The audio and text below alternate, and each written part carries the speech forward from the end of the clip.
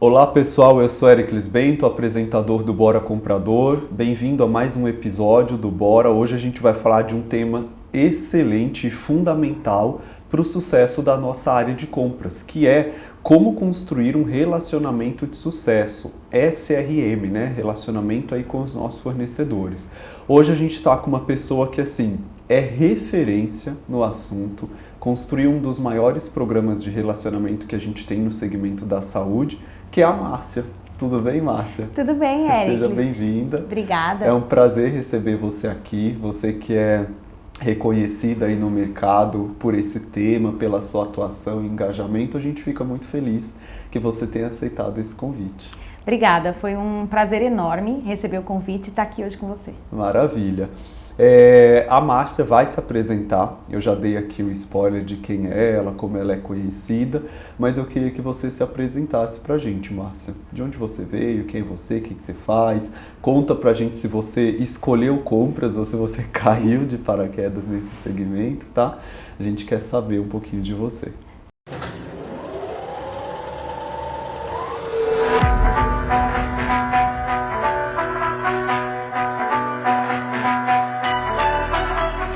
Eu sou a Márcia Bueno, eu sou formada em Engenharia e Administração, fiz um MBA também em Gestão de Negócios e estou fazendo um mestrado atualmente. A minha tese de dissertação é em Gestão de Fornecedores, né, em Relacionamento. E se eu caí em compras ou se eu comecei escolhendo compras?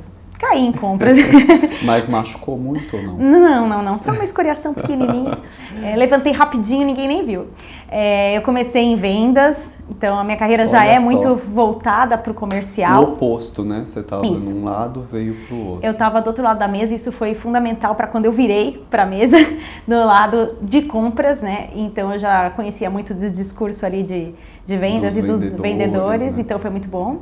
E na empresa que eu trabalhava na época tinha um teste, como se fosse um teste aí, para avaliar os perfis e tinha uma vaga aberta em compras. E fiz esse teste, deu que meu perfil era para compras e fui para lá. E ali eu me encontrei, né? Então assim, é a minha área, é a área que eu gosto de trabalhar e desenvolvi toda a minha carreira e mais de 20 anos em compras. Que legal, que bacana.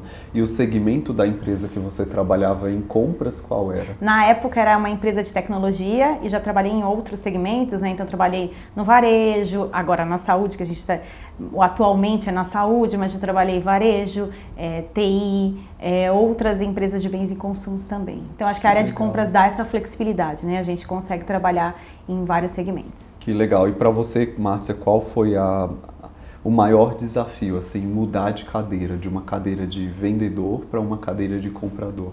Não vi um grande desafio na gestão de relacionamento, porque eu acho que muda só o olhar, né?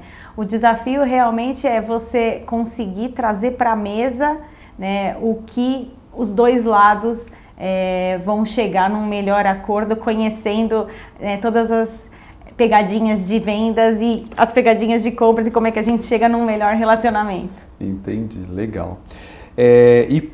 Por que relacionamento com fornecedores? Assim, a gente sabe que você tem grande afinidade com esse tema, tem vários projetos. Por quê? Vou te contar um pouco de onde nasceu, né? Tá. Na verdade, eu sempre gostei muito de me comunicar. Eu gosto dessa parte de relacionamento, mas fora isso, quando eu fui fazer o MBA, eu queria fazer alguma coisa que eu pudesse aplicar na empresa que eu trabalhava naquele momento. E eu fui buscar um gestor e perguntei que tema que eu poderia fazer, né, de TCC e poderia aplicar na empresa. E ele me deu dicas e me falou, poxa, já pensou em relacionamento com fornecedores, em avaliação de fornecedores? Isso há 13 anos atrás. E eu fui pesquisar o tema e eu acredito na relação, né? Eu acredito que mais do que um CNPJ, nós somos pessoas dentro da empresa e que essa relação traz muitos benefícios. Uhum. E aí eu fui pesquisar o tema, vi que tinha pouco na época, na saúde não tinha nada, né? Eu já trabalhava na saúde nessa época. E vi de outras empresas, montadoras, algumas empresas de bens de consumo, vi que tinha um viés um pouco diferente do que eu imaginava e acreditava e fui construindo esse programa.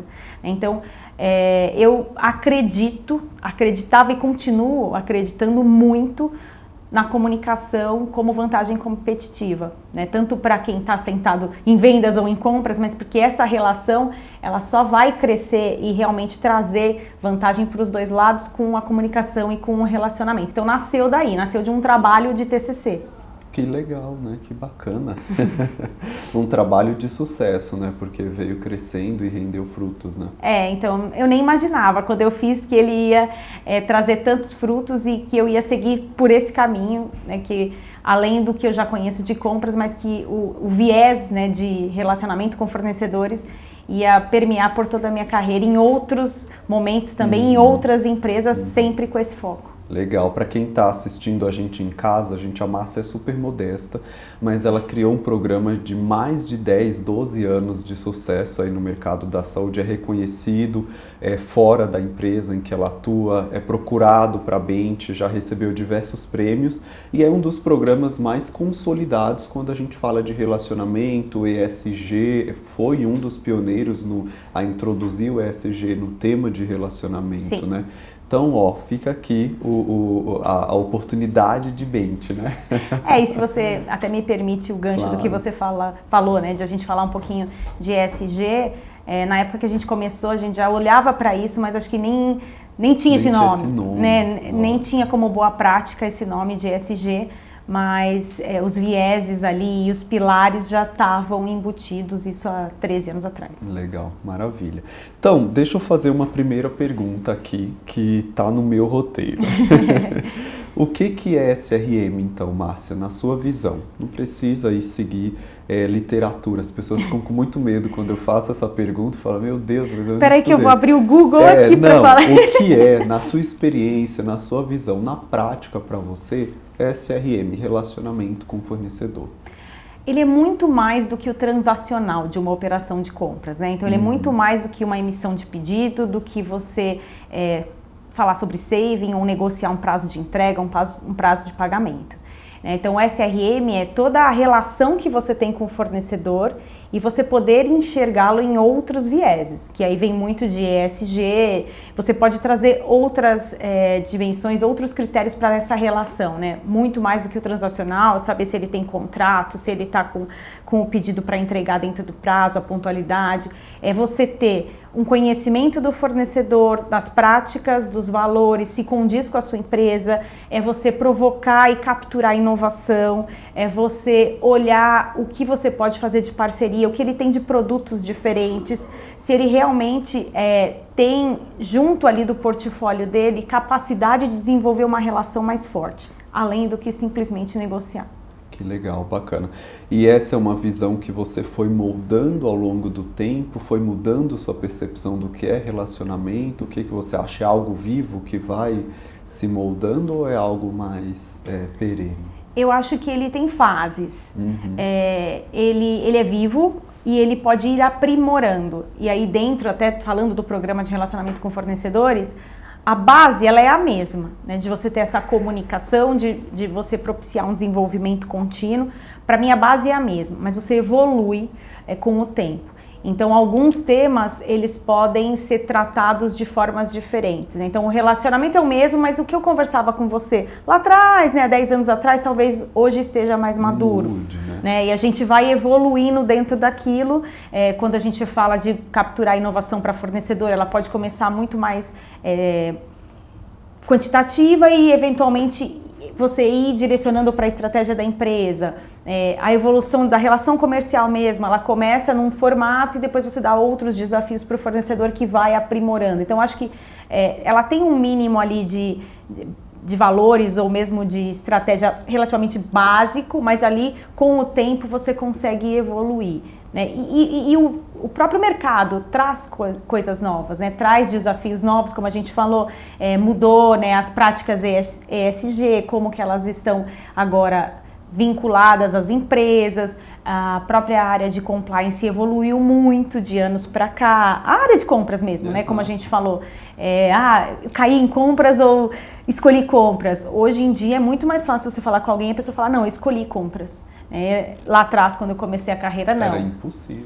né? Não era uma área bem vista, não que ela era mal vista. Acho que as pessoas nem conheciam. As pessoas não conheciam, né? Então, assim, não era, na verdade, uma área vista, não tinha visibilidade. Hoje, não.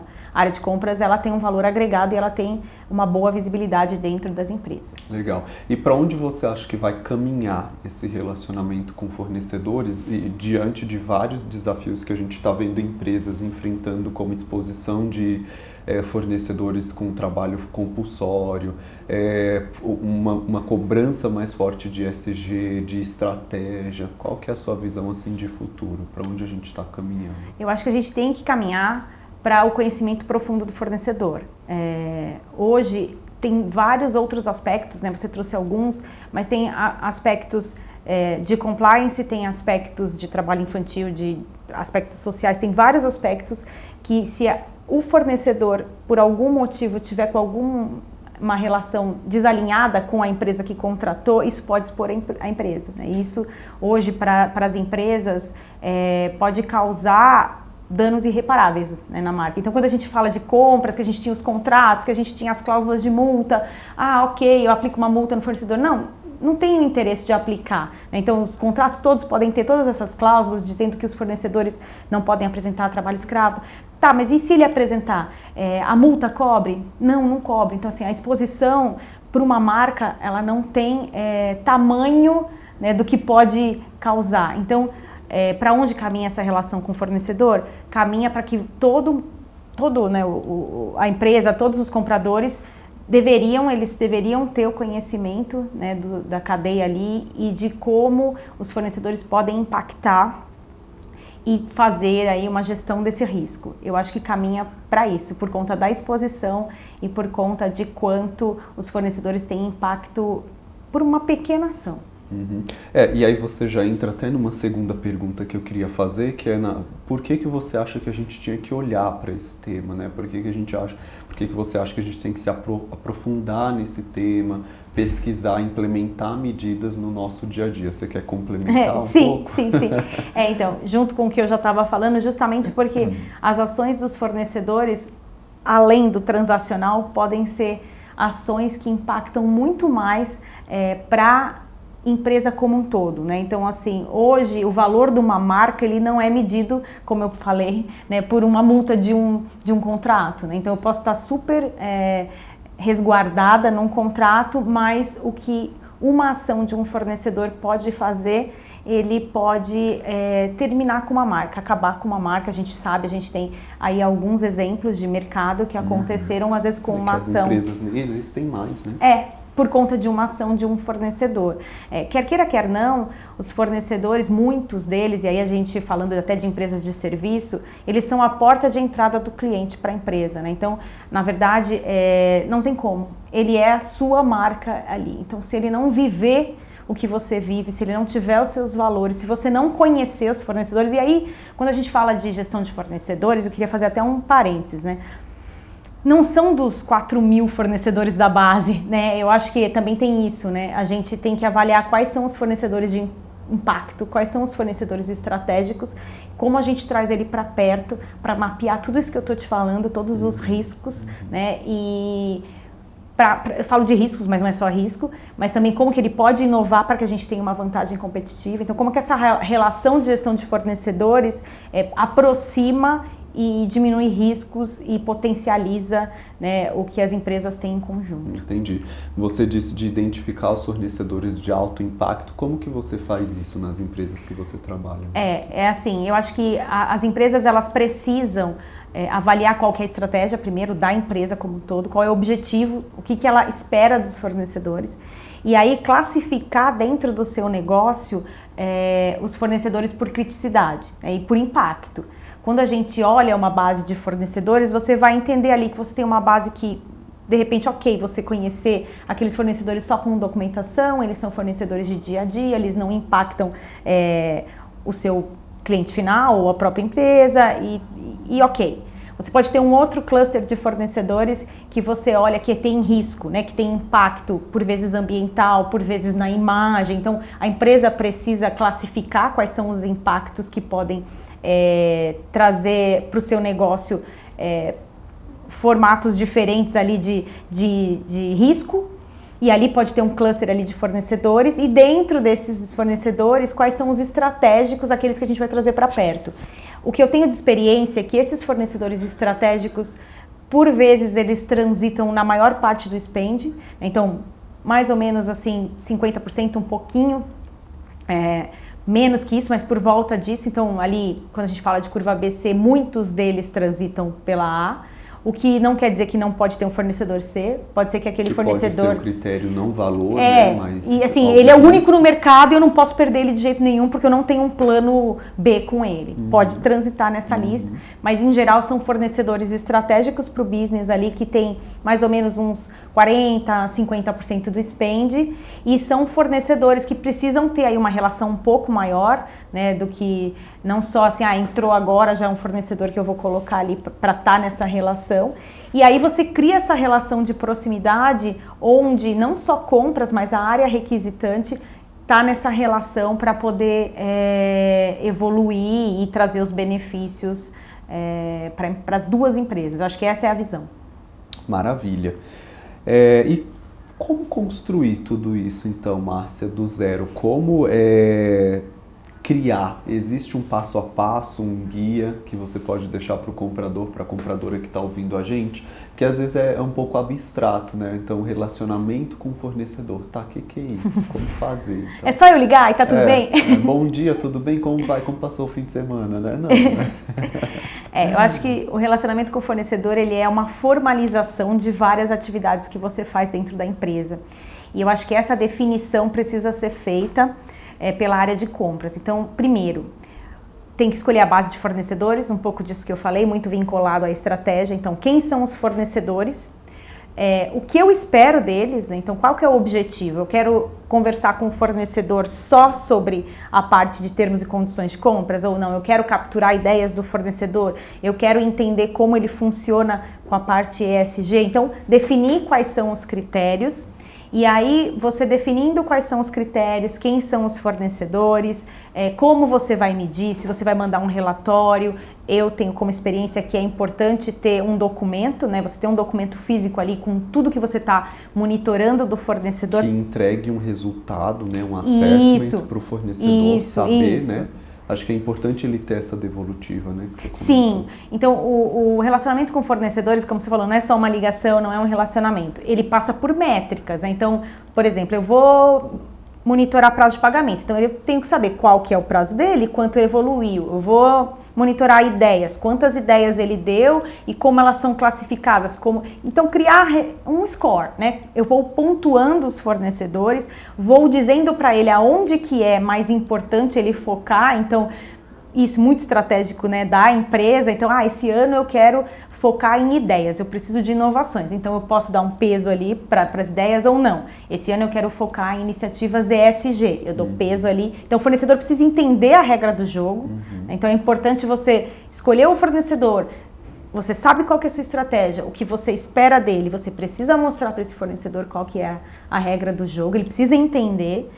E aí, você fornecer periodicamente essas informações, e aí como histórico do que eu tenho de experiência, a gente faz trimestralmente, é um período que a gente entende que é importante para o fornecedor poder trabalhar naquilo que ele teve de pontuação, ali, em como a gente enxerga ele e ele se enxergar naquilo, e dependendo do que ele precisa desenvolver, fazer esse plano de ação em conjunto. Então, acho que é importante, sim, definir critérios, fornecedores, categorias que você quer que participe, né? Então, por exemplo, eu já trabalhei em outras empresas onde eu fiz um programa da mesma forma que a gente só olhava a categoria de logística, porque era importante para aquele business a categoria de logística.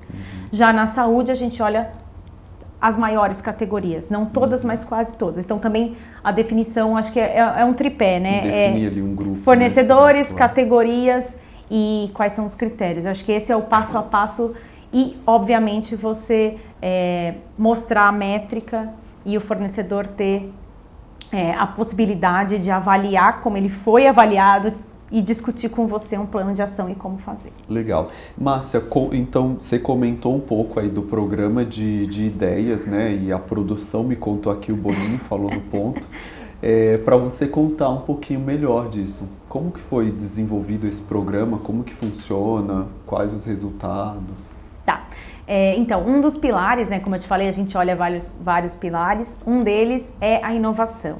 E a gente começou a fazer inovação num formulário Excel, sabe? Começou assim, bem... um sistema da NASA, né? Então, quando a gente começou isso lá há 13 anos atrás, qual que era a ideia? O fornecedor está lá na ponta. Por muitas vezes, ele conhece mais do nosso negócio do que a gente mesmo, né? A área requisitante e compras, principalmente. Então, a ideia de fazer esse formulário, né, da NASA era capturar o que o fornecedor estava fazendo de inovação, mas que não era algo que a empresa tivesse pedido, e começar a viabilizar. Então, era a área de compras orquestrando essa relação, né? Então, ela recebia do fornecedor quais eram as ideias, falava com a área requisitante, falava com o fornecedor e tentava viabilizar a implementação dessas ideias. Não é fácil, tem que ter uma triagem para você fazer, porque vai vir ideias de todas as formas. Né? E quando a gente começou o programa, isso vale para tudo que a gente avaliou. Ele era muito quantitativo, porque qual que era o objetivo? Eu queria entender o que o fornecedor tinha ali para gente, para trazer. Eu não queria qualificar. Então, vou te dar um exemplo. Põe tudo que você tem de ideia. Aí um fornecedor, naquela época lá atrás, colocou uma ideia de... vou colocar um coletor de pilhas aqui sem custo nenhum. Tá bom, traz, né? E você fala, poxa, mas isso não tem nada a ver com o paciente, não tem nada a ver com o cliente, não é uma ideia estruturada, mirabolante. Não, mas não era isso. A gente queria primeiro quantificar. Fomentar. Né? Uhum. Então, use essa plataforma para você colocar quais são as ideias que você tem que pode trazer benefício para o nosso negócio. E dali depois foi evoluindo, aí é um crescente, aí a gente falou, não, peraí, agora eu não vou aceitar qualquer tipo de ideia, começa a trazer uma ideia mais estruturada, voltada para a relação que nós temos com a empresa e com o cliente final. Em momentos a gente pode escolher o tipo de inovação que a gente quer, eu quero que tragam ideias, por exemplo, sei lá, logísticas, eu quero que tragam ideias de logística reversa, como é que a gente faz, né? Ou tragam ideias voltadas para ESG, então... Dentro desses anos, a gente pôde escolher temas para as ideias, então foi essa evolução do relacionamento com o fornecedor ao ponto de, tá bom, agora eu já não quero quantificar, eu quero qualificar, então quero ideias que tragam retorno, então quase um business case, então o fornecedor ia lá, colocava a ideia, a área requisitante comentava, bom, vamos implementar? Vamos.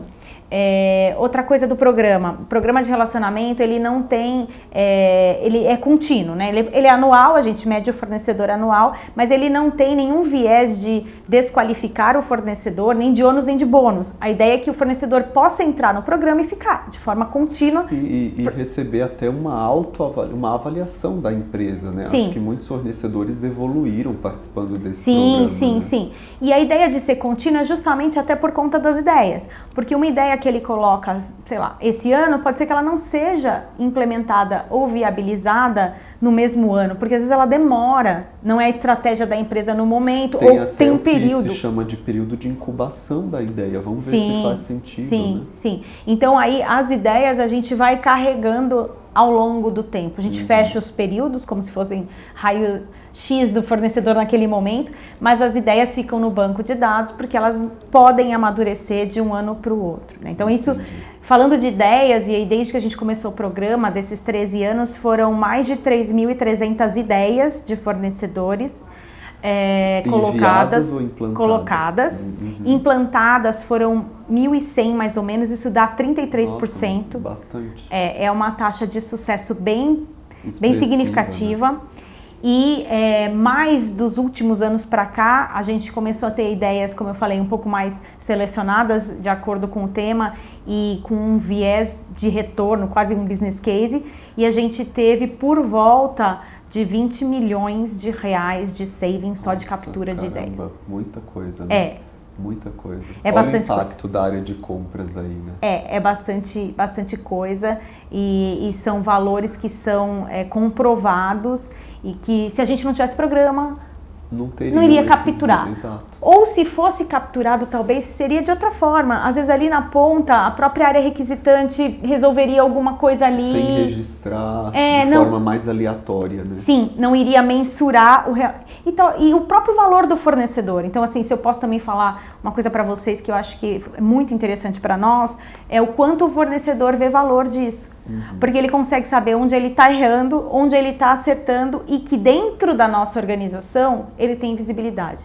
Então, para ele fica ali todos os fatos ali. Então, até para, se num momento, por algum motivo, a gente precisar ter uma ruptura, né? Assim, esse ano eu não vou contratar mais o fornecedor, não por motivo de demérito nenhum, mas mudou uma estratégia da empresa e ele sai por algum motivo do programa e sai de alguma prestação de serviço nossa, para ele está muito claro tudo que ele fez dentro da empresa, todo o histórico. Né? Então, assim, sai daquela parte emoção para contratar, eu digo destratar um contrato, mas pode ser até para ampliar, né, um contrato. Sai da emoção, por vezes, das áreas e vai para a razão. Então, ele tem ali todo o histórico dele. Que legal.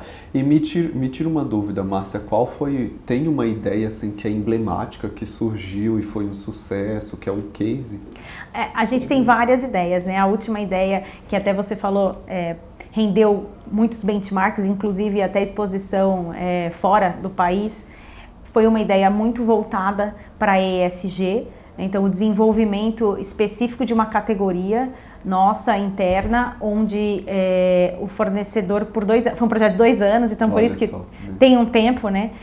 Onde a gente conseguiu comprovar, implementando aquela ideia, que o ESG dá retorno, porque acho que esse é uma dor, né, enorme dos empresários, que tá bom, eu vou fazer ESG, ele dá retorno, eu tenho a impressão que na verdade eu vou gastar mais com isso, né? Então eu olho o ESG, mas eu acabo gastando e no final das contas somos uma área comercial? Não, não necessariamente gasta mais. E a gente implementou no segmento de motoboys, né, uma ideia voltada para ESG com motos elétricas, onde a gente teve uma redução absurda, combustível versus energia. Né?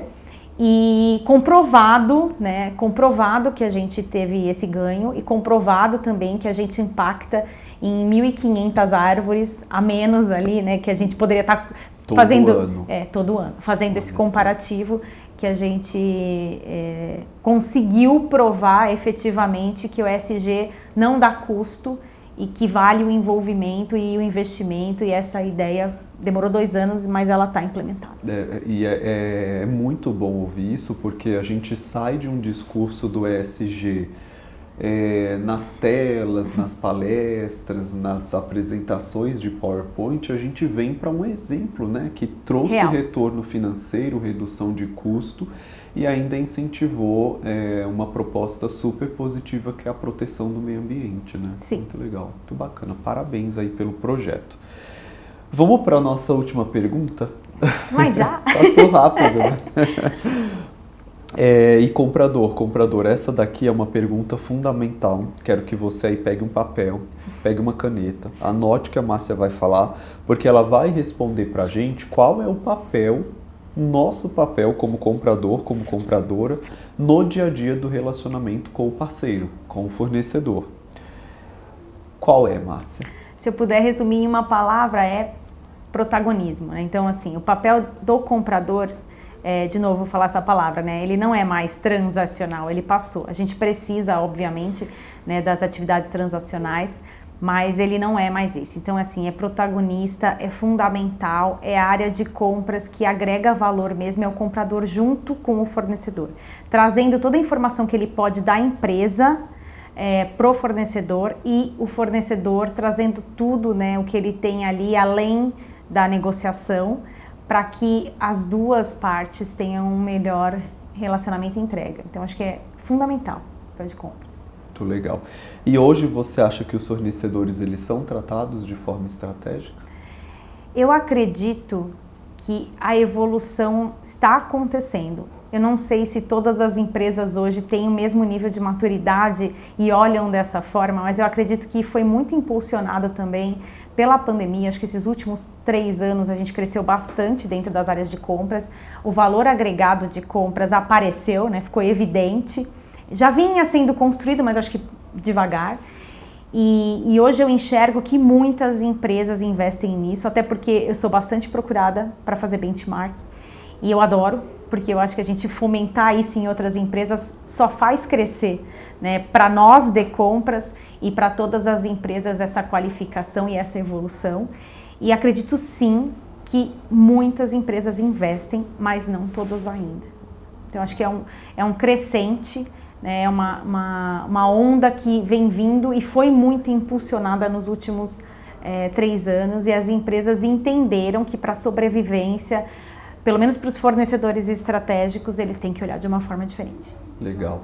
E você tocou num ponto que me fez fugir um pouquinho do nosso roteiro agora. Tudo bem. Mas super importante. Qual que é a sua visão? A pandemia foi um momento trágico para todo mundo, mas resguardando esse ponto, qual foi, na sua visão, o papel desse momento que a gente passou tão trágico no relacionamento com fornecedores? Porque eu acho que a área de compras teve um impacto gigantesco, né? A gente precisava garantir os insumos, os recursos, e a gente dependia muito dos fornecedores que estavam num ambiente ali de extrema pressão. Qual você acha que era a importância do relacionamento com fornecedores naquele momento?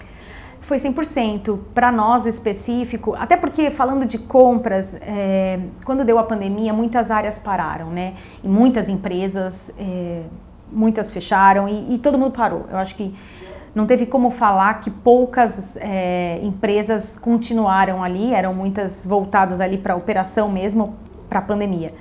Mas a área de compras não parou. E se parou, parou pouco. Então, acho que pelo contrário, né? Teve que aumentar a velocidade. Pelo contrário, porque de repente no D1 estava todo mundo correndo, independente do segmento, para comprar álcool gel e máscara. E como é que você compra álcool gel e máscara do mundo inteiro? Porque aí a gente teve que extrapolar as fronteiras com segurança. Quem não fala inglês falou inglês. Né? Foi, assim, realmente foi atípico, mas a área de compras, então, trabalhou muito mais. E a gestão de fornecedores, do que eu vivi, né, especificamente para os fornecedores estratégicos, e aí eu posso trazer para o paralelo da saúde, que foi uma das áreas também que movimentou muito por conta da pandemia, para a gente foi fundamental a relação com fornecedores. Eu posso dizer que nós não tivemos nenhuma ruptura, e a gente está lidando com vidas, então não tem como, né? A gente não teve... Ruptura, para quem não sabe, é a falta de... Sim, a falta de insumos. Então a gente não teve nenhuma falha no fornecimento, nenhuma interrupção. A gente teve que, mesmo sendo da saúde, a gente teve que fechar por 1, 2 meses algumas unidades e retomar. E se você me permite, Márcia, eu acho que aqui é um ponto que a gente pode ressaltar, que a ruptura, vamos dizer, sei lá, no segmento bancário, a ruptura de um serviço, sei lá, de consultoria. Para ali 1, 2 horas, 1 dia, 2 dias, um produto, um projeto. Uma ruptura na área da saúde pode significar a vida de uma pessoa. Sim. Né? Isso sim. E é um feito assim incrível, né? Passar pela pandemia sem nenhuma ruptura, eu acho que isso é muito resultado do relacionamento que foi construído, né? E se eu posso falar um outro ponto que eu também acho fundamental, porque eu estou falando daqui para fora, né, do paciente, no caso específico da saúde, eu vou falar daqui para dentro, né? Então também a gente não impactou nenhum fornecedor na relação dele com o Fleury.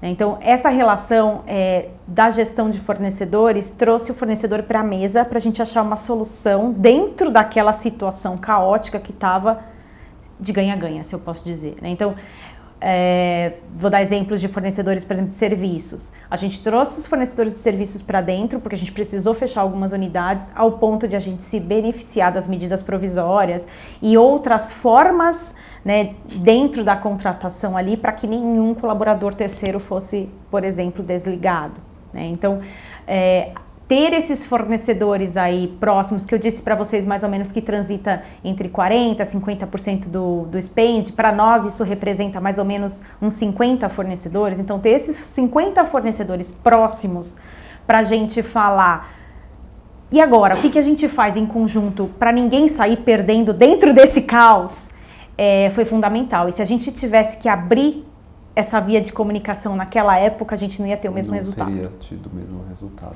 Fundamental, incrível. Chegamos ao fim do nosso episódio. Mas já, de Já. novo. Você gostou? Gostei, adorei. Foi legal? Eric, se eu for falar de gestão de relacionamento aqui, eu posso ficar acho que uns 4 dias assim falando de várias coisas. Então vamos continuar. Bom, se você quiser, mas dá tempo de tomar uma água, dá tempo de tomar um café. Dá. Não, mas assim, brincadeiras à parte, eu amo, é o que eu amo fazer, faz todo sentido para minha carreira, é o que eu acredito, né? Então, assim, é um tema extenso. Eu espero ter conseguido trazer Com certeza. grandes inputs aí para pelo menos direcionar um pouco quem está nos ouvindo aqui. Maravilha. E você quer deixar uma mensagem final para quem está assistindo a gente sobre relacionamento, sobre desenvolvimento do fornecedor? Fica à vontade. O que eu posso dizer para vocês é que vale a pena. Invistam nessa relação. Insistam dentro das empresas nesse valor, é uma construção, aí acho que entrou um pouquinho do meu papel de vendedor lá do começo da minha carreira, porque a gente tem que vender os benefícios dessa gestão e ele vem, talvez no começo ele seja um pouco quantitativo, quando eu falei para vocês que era, né, mas depois ele fica qualitativo, então assim, vale a pena. Para você, comprador, invista nessa relação, porque você vai com certeza colher frutos e fazer a área de compra ser mais agregadora e vista dentro da companhia. Obrigado, Márcia. Obrigada. Bom, comprador, compradora, esse foi o nosso episódio sobre SRM, como construir um relacionamento de sucesso. Agradeço mais uma vez o seu tempo, Márcia, seu conhecimento, a sua vinda até aqui, enriqueceu muito o nosso programa. E comprador, compradora, se você quiser entrar em contato com a Márcia, como são as suas redes sociais, Márcia? No LinkedIn? Eu estou no LinkedIn como Márcia Bueno, podem me procurar e eu estou à disposição, é um super prazer falar sobre esse assunto. Legal, então se você tem dúvida, quer conversar um pouquinho mais com a Márcia, procure a Márcia no LinkedIn, Márcia Bueno. Procure a gente também, a gente dá um jeito de encontrar a Márcia de novo e mandar pergunta para ela, não tem problema. E eu quero agradecer a sua audiência até aqui. Então fique ligado, fique ligada no nosso LinkedIn, Procurement Club, no nosso Instagram, Procurement Club, e no nosso canal do YouTube, que é onde são divulgados esses episódios e todos os outros, que é Procurement Club, tá? Lá tem os episódios do Bora Comprador disponíveis para você assistir, reassistir, mandar para o amigo, mandar para a tia, mandar para a mãe, mandar para todo mundo que você conhece. Eu agradeço e fico por aqui. Um abraço.